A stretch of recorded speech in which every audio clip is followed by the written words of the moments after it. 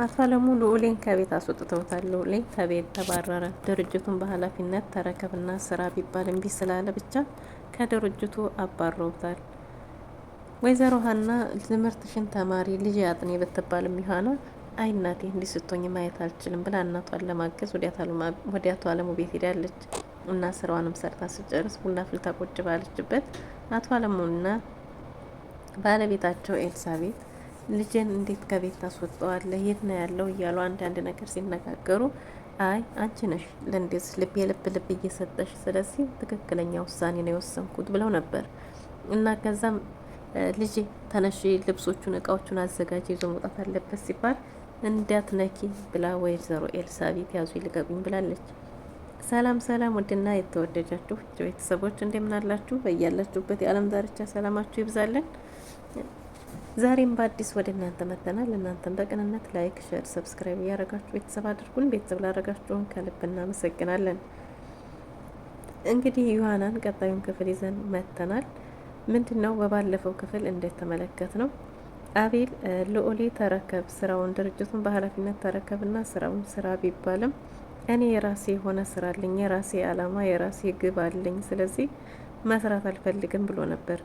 ግን አባቱ አቶ አለማየሁ አስገድደውት ወደ ድርጅቱ እቃ ሊረከብ በሄደበት አቶ ክንዴ የልዑሌ የአባቱ ልጅ ማለት ነው ከሱ ጋር ሄደው ስለነበረ እዛ ላይ በሰራተኞቹ ላይ የሚያደርገውን ግፍና የሚከፈላቸውም ደሞዝ ተመጣጣኝ በቂ እንዳልሆነ የተመለከተው ልዑሌ በሱ ዙሪያ ሀሳቡን ለአባቱ ቢሰጥም እንዴት አንተ በገዛ ድርጅቴ እኔን አባትን ትከሳለህ ብለው ትንሽ አለመግባባት ተፈጥሮ ነበር። እናም እንግዲህ በዛም የተነሳ ልዑሌም ትቶ ወደ ቤት መጥቶ ነበር። ሊያስረዳ ቢሞክርም አቶ አለሙ መረዳት ስላልፈለጉ ሁሉንም ትቶ ወደ ቤት ተመልሶ ነበር።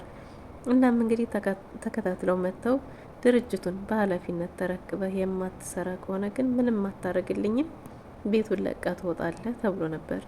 እሺ እንግዲያስ እንደዛ ከሆነ ብሎ እሱም ቤቱን ለቆ በተባለው መሰረት ወደ ጓደኛው ወደ ማክዘንድ ሄዶ ቤት እስከሚያገኝ ድረስ አርፏል። ወይዘሮ ኤልሳቤትም እንዴት ልጆችን አትንካብኝ፣ ልጆችን አትናገርብኝ፣ ልጆችን አታሸማቅብኝ፣ እንዴት ነው የምታስወጣው ልጅን ብለው በእሱ አለመግባባት ቢፈጠርም አቶ አለሙ ግን ሁሉም ሰው ቁጭ ብሎ ሳይሆን ሰርቶ ለፍቶ ጥሮ ግሮ ማግኘት አለበት። ነገ ጧት ለልጆቹ ሳንቲም ለማኝ ሲሆን ማየት አልፈልግም።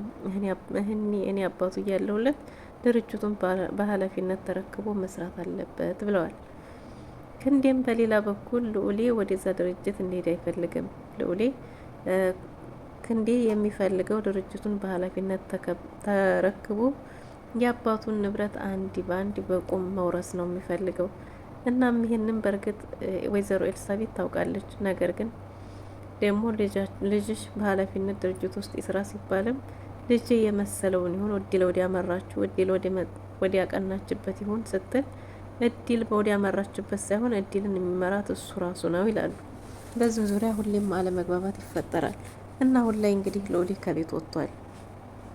አቶ አቢኔ ደግሞ ቲና ጋር ተባብሎ ከልዑሌ ብር ለመቀልሸሽ ሲባል ልዑሌ ያልወለደውን ልጅ ያለው ብለው እንግዲህ ገንዘብ በየሳምንቱ ትቀበላለች ቲና። ነገር ግን ልጁ ዲኤንኤ መርመር አባትነቱን ላረጋግጥ ቢልም በዚህ ደግሞ አልተስማሙም። አቤኔ እንደውም ቲናን በሸር እየሰሩ ያሉት በሸር ነውና እንዴት እኔ ጋር ሳንማከር ወስነሽ ታገኛቸዋለሽም ብለው አለመግባባት ፈጥሯል። ቲና በእርግጥም አቤኔን የእውነት ታፈቅረዋለች፣ ልጁም የእውነት አይደለም። ነገር ግን አሁን ላይ ልዑሌ በሰዓቱ ሰክሮ ስለነበረ የተፈጠረውን ነገር በቅጡም ስለማያውቅ እጅግ በጣም ግራ ገብቶታል። ነገሮች ሁሉ ተሰብስበውበታል። አቤኔ እንደለመደው ክንዴ ጋር ሄዶ በጠረቃለሁ ሲል እንግዲህ ክንዴ የአቤኔን አይኑን አጥፍቶለታል። እናም እንግዲህ እንደዚህ አይነት ጓደኛ አላህ ይጠብቃቸው። አሳልፎ ጓደኛውን ከወንድሙ ጋርና ከአባቱ ጋር እንዲያያዝ አድርጓል። አዛ ድርጅት ውስጥ የሚመጣው አባቱን ሊበቀል ነው። አባቱን ለመበቀል አባቱንና አንተን ሊበቀላችሁ ነው እንጂ እሱ የራሱ ስላለው ለበቀል ብቻ ነው የሚመጣው እያለ በነገር የሞላው ክንዴ እንኳንም እንዲህ ብሎት እንዲሁም ይሸዋል። በስተመጨረሻም እንግዲህ ያለውን ነገር እያንዳንዱ ነገር እያጣራ እንዲወስድለት እሱ ጋር በቋሚ ስራ ተቀጥሯል። አቤኔና ክንዴ አሁን ላይ የስራ ሽርክ ሆነዋል ማለት ነው። እናም አቤኔ የሆነ ያልሆነውን አንድ ለክንዴ አንድ ደግሞ ወደዛኛው ለልዑሌ እያለ የወደደ መስሎ ነገሮችን ያሯሩጣል። ማክ ደግሞ የልዑሌ እጅግ በጣም ምርጥና ምርጥ ጓደኛው ነው። ስለዚህ ጥሩ ነገርን ካልሆነ በስተቀር በመጥፎ ነገር ምንም ቢሆን አይመክረውም። የሚመክረው መልካም ነገሮች አላቸውንና ለሱ የሚጠቅሙትን የሚያበረቱትን ነው። እና ልዑሌ አሁን ላይ የሚያምር ቤት ተከራይቶ ሙሉ የቤት እቃው ያማረ ሴት ብቻ ነው የቀረው ይለዋል ልዑሌ ማክ ሲያበረታው። እና እንግዲህ ክንዴ በድርጅቱ ዙሪያ ድርጅቱን ያልተገመተ ያልተጠበቀ የቀን በቀን ወጪ ገንዘቡ ለምን እንደዋለ በመንገድ እንደወጣ ባይታወቅም ድርጅቱን ግን እያከሰረው ነው የሚገኘው። ሰሞኑን ኦዲተሮች ይመጣሉ ቢባልም አቶ ክንዴ ግን ዶክሜንቶቹን እያጠፋ ወጪውን ድርጅቱን ማውደሙ አልቀረም እና ማክ በአጋጣሚ ነገሮችን ሲያጠፋ ዶክሜንቶችን ሲያጠፋ ምናምን ሲያገኘው እንዴት እንደዚህ ታደርጋለህ ሲለው አንተ ተቀጣሪ መሆኑን አትርሳ፣ ከዚህ ትባረራለህ፣ ይህ እኮ የአባቴ ድርጅት ነው እያለም ያስፈራራል። ሲፈልግም ደግሞ ጓደኛ ሟቾቹን ከአቶ አለሙ ጋር ያጣላል። እናም ሌላው እንግዲህ ወይዘሮ ሀና አሁን እግሯንም እያመማት ስለሆነ እኔ ሊሄድ እናቴ አንቺ እንደተስጦኝ ማየት አልፈልግም ብላ ዮሀና ናት ወደ አቶ አለሙ ቤት ሄደችው እና ስራ ሰርታ ስጨርስ ምሳ ሰዓት ምሳ ቡና ፍልታ ቁጭ ብላ ነበር እና ወይዘሮ ኤልሳቤትና አቶ አለሙ እያወሩ ነበር። የሚያወሩትም ስለ ልዑሌ ነበር። ልዑሌን እቃዎቹን ጠቅሎ ይዞ ይሄድ።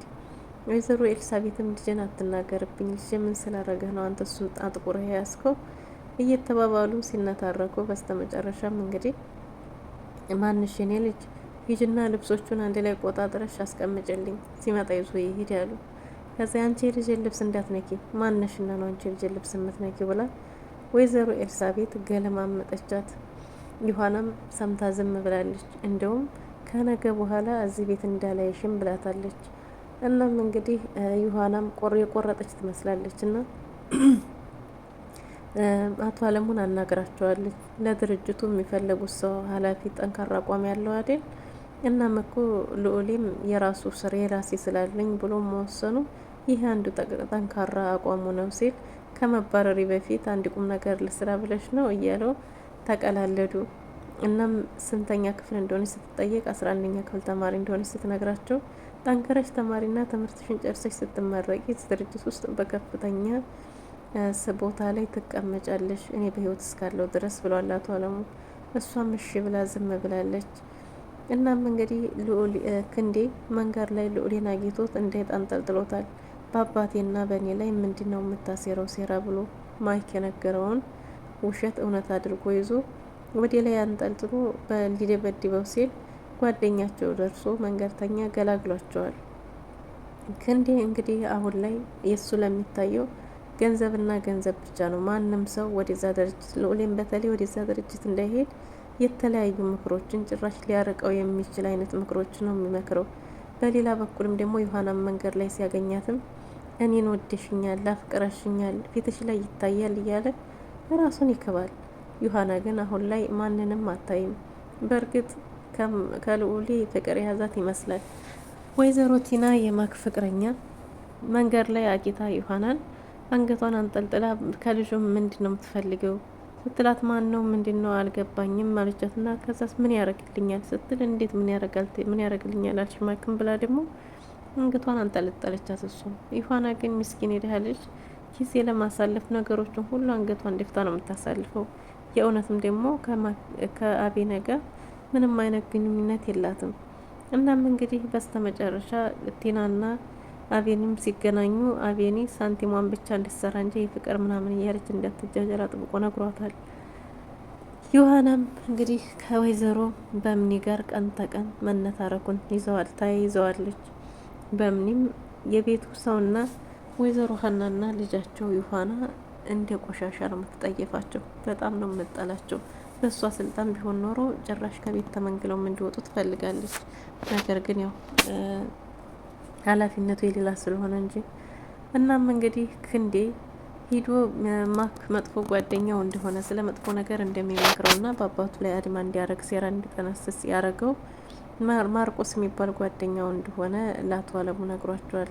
አቶ አለሙም ጠርቷቸው ና ተብለው ሲሄድ እዛ ቦታ ላይ ያለው ስም የሚኪና የማን ነው የማርቆስና የልዑሌ ነበር። ማርቆስና የልዑል ጓደኛ ቢሆንም ለጥሩ ነገር አይመክረውም፣ ለመጥፎ ነገር ነው እያለ ነገሮችን ሲያቀራቅር ይኸኛው ደርሷል። አይክ እንዲህ ያለው ትክክል አይደለም ብሎ ቢናገርም አቶ አለሙ የትኛውን ልማመን እንዳለባቸው ግራ ተጋብተዋል።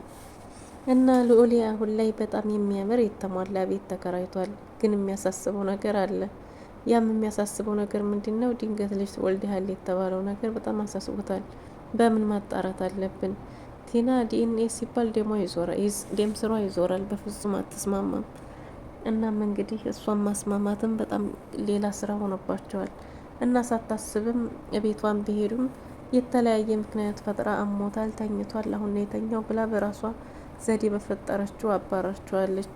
እና እነሱም በጣም ግራ ገብቷቸዋል። ልዑሌ በማመንና ባለማመን መካከል ያለ ይመስላል። አንዳንዴም እርግጠኛም ሊሆን ይሞክራል። ማርቆስ ግን ሙሉ በሙሉ እርግጠኛ ነው ልጅ እንደሌለው፣ የነሱ ሴራቸው የነሱ ያቀናበሩት እንደሆነ። ምክንያቱም ከመጀመሪያው ጀምሮ እስከ መጨረሻ ያለው ነገር ድራማ ስለሆነ እንደዚህ ነው ብሎ ሊያስረዳው ቢሞክርም ግን ግራ ገብቶታል። ምን እናድርግ እየተባባሉ ቢማከሩም እንግዲህ መፍትሄው ምን ይሆናል እያሉ ማሰባቸውን አልተውም። ቲናም በስርዓት እንኳን ለማናገር ፍቃደኛ እየሆነችም አይደለም። ክንዴም ደግሞ ከዚህ ሀገር ለቀውጣ እያለ እናም እንግዲህ በቲና ጉዳይ ልዑል እርግጠኛ ለመሆን ቢሞክርም ምንም እርግጠኛ የሚያደርግ ነገር የለም። ዲኤንኤ ተመርምሮ ውጤት እስካልተገኘ ድረስ ምንም እርግጠኛ የኔ ልጅ ነው ማለት አይቻልም ብሎ ከጎኑ አሁን ላይ ያለውና የሚያጽናናው ልዑል ብቻ ማክ ብቻ ነው። ልዑል ግን በጣም ግራ ተጋብቷል። ቤተሰብ ቢሰማስ፣ ከዛስ ዮሐና ቢሰማስ የሚለው ነገር ነው የሚያሳስበው። እናም እንግዲህ ክንዴም ወደ ድርጅቱ የመጣኸው በእኔ ስም ሊያረግልኝ ስለፈለገ ነው፣ በእኔ ኃላፊነት ሊሆን መፈለጉን ስሰማ ነው ብሎ ያዙኝ ልቀቁኝ ብሏል።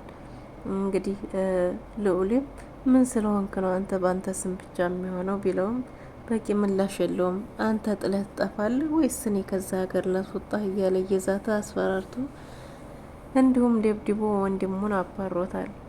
ማርክንም እዛው ስራ ቦታ እንደተደባደቡና ሁሌ ጦርነት እንዴት ተፈጠረ ነው የሚለው። ሙሉም ሰራተኛው ጋር ለሚጠይቁት ጥያቄ ምላሽ አይሰጥም። ግን አባቱ ጋር ሄዶ ደግሞ በሚነግራቸው ነገሮች አባትየው ስለሚያምኑት ብቻ ቤቱ ይተራመሳል።